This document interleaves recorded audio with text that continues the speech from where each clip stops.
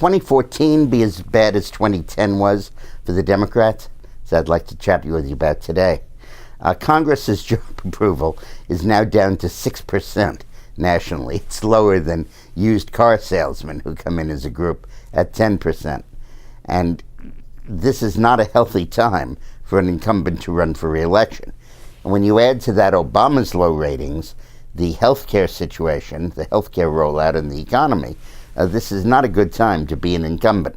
And as things are shaping up now, I emphasize now, 1 year before the election, it looks like a possible total debacle for the Democratic Party, at least giving the Republicans control, and while not giving them a 60-vote majority, giving them something awfully close.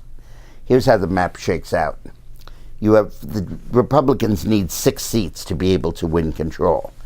3 of them are almost in hand. They're very, very likely wins. All vacancies. West Virginia, South Dakota, and Montana, where Democratic senators are retiring and the Republican candidate is way, way ahead and almost unchallenged effectively. Then you have 4 states beyond that in which Democrats are seeking re-election, but they're laboring under enormous handicaps. And in most cases, all cases, they're well under 50% of the vote. And in some cases, they're actually behind their Republican challenger. North Carolina, where Kim Hagan is running, there's a Republican primary. Nobody knows what the outcome will be. But before the Obamacare rollout, she was 10 or 12 ahead. Now she's only 1 or 2 ahead. Kay Hagan is a Democrat. The next endangered Democrat is Louisiana, where Marie Landrieu has a very tough situation on her hands. It's always been a basically Republican state, and she's running at about 40 or 41% of the vote. And her opponent, Cassidy, the Republican, is at 34, but then there's a splinter Republican candidate named Manis, a Tea Party type, or a former Air Force retired colonel, who's Republican, and the way the system in Louisiana works is there's a runoff. So the Republicans will come together, and Landrieu functionally is about 20 points behind. In Arkansas, Tom Cotton, a congressman, is now 1 or 2 points ahead of Mark Pryor, the Democratic senator. And then in Alaska, where Begish is running for re-election, he won the election only because Stevens was under indictment.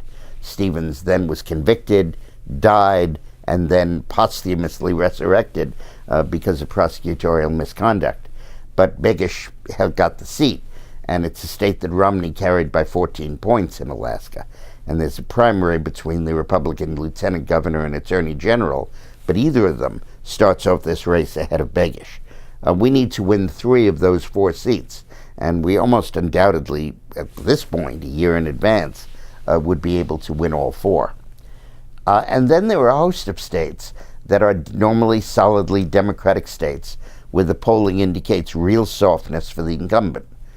Merkley, the Democratic senator from Oregon, Al Franken from Minnesota, who won by the narrowest margin in 2008, basically I think stole the election. In Michigan, there's a vacancy, and the Republican is tied with the Democrat. And even in New Hampshire, Jeanine Sheehan, running for re-election, may face a very difficult fight. So in a variety of these states, there's an excellent chance for the Republican to win. The only seats we're in danger of losing are Kentucky, where McConnell has a primary, probably will win it, and probably will win the general, and Georgia, which normally wouldn't be a problem, but there's a contentious Republican primary for an open seat, but that also will probably go Republican. So the situation with the Senate is shaping up very, very well, all due to that savior of the Republican Party, Barack Obama. Thanks for watching. By the way, if you're thinking of getting a Christmas present for a 5 or a 6-year-old, we have this cute little book called Dubs Goes to Philadelphia. If you've been following the journeys of our peripatetic golden retriever, Dubs, he went to Washington in one book, ran for president in another, and now is going to Philadelphia. Eileen and I wrote it with Clayton Leota. And as you go through his journeys, he goes to all of the great sites in Philadelphia and discovers why the nation is so wonderful and celebrates its institutions.